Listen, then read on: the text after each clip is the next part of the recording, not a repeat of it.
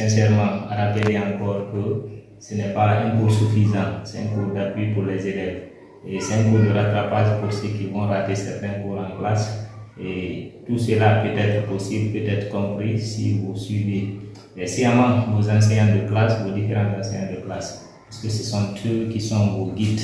Moi, je suis là pour appuyer seulement quelques passages qui ne sont pas compris et permettre à d'autres aussi de rattraper certaines parties qu'ils ont pu rater. Donc, là, le premier chapitre, s'il faut dire comme ça, le premier chapitre en sciences mathématiques, qui est l'arithmétique.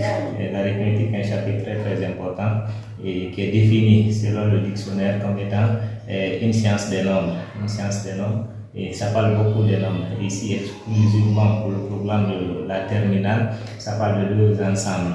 L'ensemble des entiers naturels et l'ensemble des entiers relatifs. Donc, tout au long du chapitre, c'est les deux ensembles-là qu'on aura utilisés. On devrait normalement revenir sur les deux ensembles-là, mais on suppose que tous ceux qui ont pu être en terminale maîtriser un peu les deux ensembles. L'ensemble des entiers naturels qu'on a vu depuis le primaire, l'ensemble des entiers relatifs qu'on a pu ajouter au collège. Donc, c'est ça l'arithmétique.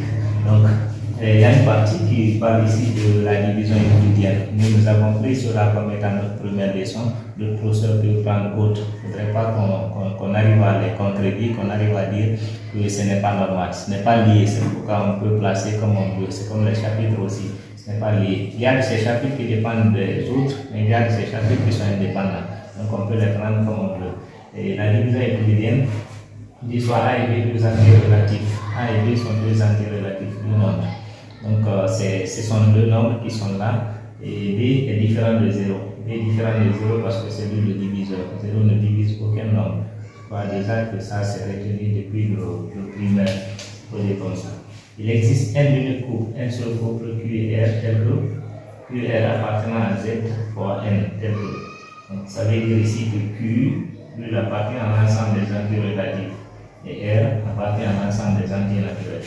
Le quotient Q c'est un entier relatif, le reste R c'est un entier naturel. Tout le long de la division euclidienne, c'est qu'on aura A et B. A c'est le dividende, B c'est le diviseur. Les deux là sont des entiers relatifs. Ils peuvent être positifs comme négatifs.